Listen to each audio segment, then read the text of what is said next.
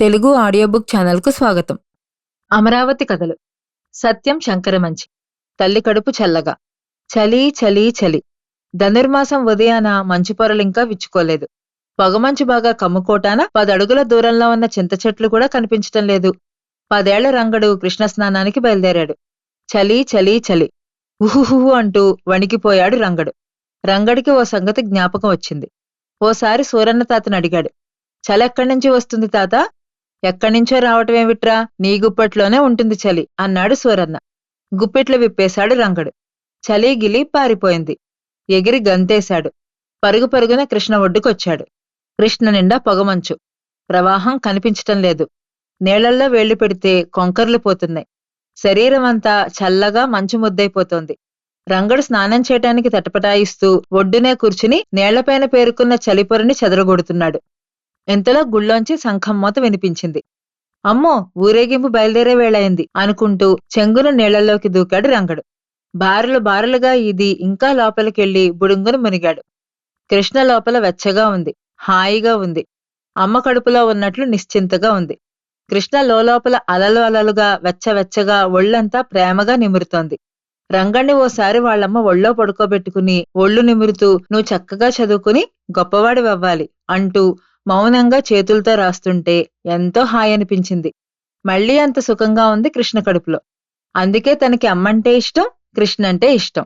మళ్లీ శంఖం మోగింది. అయ్య బాబోయ్, వేళైపోతోంది అంటూ గబగబా ఒడ్డుకొచ్చాడు. ఒడ్డుకు వచ్చి రావటంతోటే మళ్లీ చలి చుట్టుముట్టేసింది. గజగజ వణుకుతూ తుండు పిండుకుంటూ నేను తప్ప ఇంకెవరూ ఈ చలిలో స్నానం చేయలేరు అనుకుంటూ పక్కకి చూస్తే ఓ 60 ఏళ్ల ముసలమ్మ తనలాగే స్నానం చేసి చీర పిండుకుంటోంది. ఆశ్చర్యం వేసింది. ఆ అవ్వ చలికి వణకటం కూడా లేదు. అలా చూస్తున్న రంగడితో అవ్వంది. నాయనా, నాకు కళ్ళు మసకలు. కొంచెం ఈ రాళ్లు దాటిస్తావా? సమాధానం కూడా చెప్పకుండా చెయ్యందించాడు రంగడు. రంగడు అవ్వనే చూస్తున్నాడు. ముఖం నిండా పచ్చగా పసుపు రాసుకుంది. నుదుటి మీద పెద్ద కుంకం బొట్టు, వెండి జలతారులా పెద్ద జుట్టు. రాళ్లు దాటిస్తూ రంగడడిగాడు, అవ్వా, మీదే ఊరు? ఇంతలో గుళ్ళో మళ్లీ శంఖం మోత. అవ్వ చెప్పే సమాధానం వినకుండా నే వెళ్ళొస్తానవ్వా అంటూ పరుగు పరుగున ఇంటికొచ్చేశాడు రంగడు. ఇంట్లోకి రావటంతోటే లాగు చొక్కా తగిలించుకుని అమ్మా, నే ఊరేగింపుకెళ్తున్నా అని దొడ్లో తన తల్లికి ఓ కేక పెట్టి వీధిలోకొచ్చి పడ్డాడు. వీధిలోని తనీడి పిల్లలందర్నీ పేరు పేరునా పిలిచి 15 మంది జట్టుతో గుళ్ళోకి పరిగెత్తాడు. దేవుణ్ణి పల్లకీలో వేంచేపు చేశారు.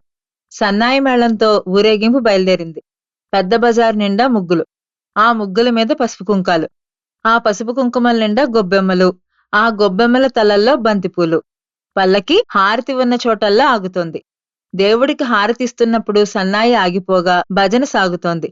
ప్రతి ఇంటి ముందు పిల్లలు కూడా హారతి కళ్ళకద్దుకుంటున్నారు. నివేదన చేసిన రేగిపళ్ళు పంచిపెడితే టకటక నవలేస్తున్నారు. అలా 4 వీధులు పల్లకీతో తిరుగుతూ ఎన్ని హారతులు కళ్ళకద్దుకున్నారో, ఎన్ని రేగుపళ్ళు నవిలారో పళ్ళు పులిసిపోయాయి. చల్లమ్మ గారింటి దగ్గర హారతిస్తుంటే రంగడు పక్కకి తప్పుకున్నాడు. ఎందుకంటే ఓ రోజున చల్లమ్మ అప్పడాలెండబెట్టింది. రంగడెళ్ళి నాకు అప్పడం ఇవ్వవా అన్నాడు. చల్లమ్మ ఒకటిచ్చింది. అది ఎడం చేతిలో పెట్టుకుని మా అమ్మకో అన్నాడు. భడవా, నీకిచ్చింది కాక మీ అమ్మకు కూడానా హో అంది. రంగడికి చెడ్డ కోపమొచ్చింది. చల్లమ్మని ఇంట్లోకి పోనిచ్చి అప్పడాలన్నీ కుప్పపోసి ముక్కలు ముక్కలుగా తొక్కి పరిగెత్తుకొచ్చాడు. ఆ తర్వాత పెద్ద గొడవై తల్లి వెళ్లి క్షమాపణ చెప్పుకోవటంతో సరిపోయింది. అప్పట్నుంచి చల్లమ్మని చూస్తే రంగడికి భయం. ఆ సంగతి తెలిసిన వాళ్లందరూ రంగడు మా అమ్మకో అని అడగకముందే రెండిస్తారు. పిల్లల సరదా అంతా ఊరేగింపు మీద కాదు, దేవుడి గుళ్ళోకి తిరిగొచ్చిన తర్వాత పెట్టే దధ్యోజనం మీద. ప్రసాదం పంచిపెడుతుంటే పిల్లలు ఒకటే గోల.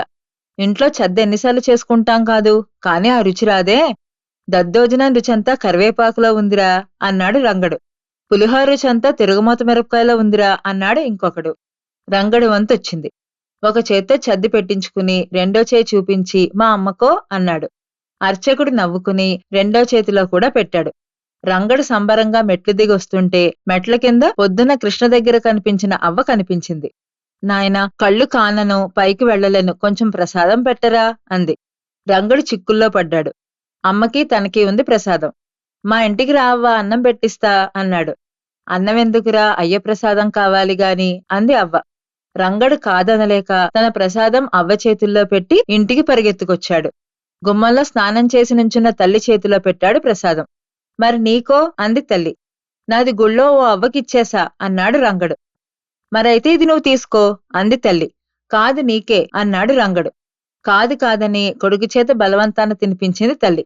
ప్రసాదం రుచంతా కరివేపాకులో ఉంటుందమ్మా అంటూ కరివేపాకు తల్లి నోటికందించాడు రంగడు. రంగడి తల్లి నవ్వుతూ కరివేపాకు చప్పరిస్తూ కొడుకుని ఒళ్ళోకి తీసుకుని నిమిరింది. రంగడికి కృష్ణమ్మ కడుపులో స్నానమాడినట్లు అనిపించింది. మా ఛానల్ గనక మీకు నచ్చినట్లయితే లైక్ చేయండి, షేర్ చేయండి, సబ్స్క్రైబ్ చేయండి.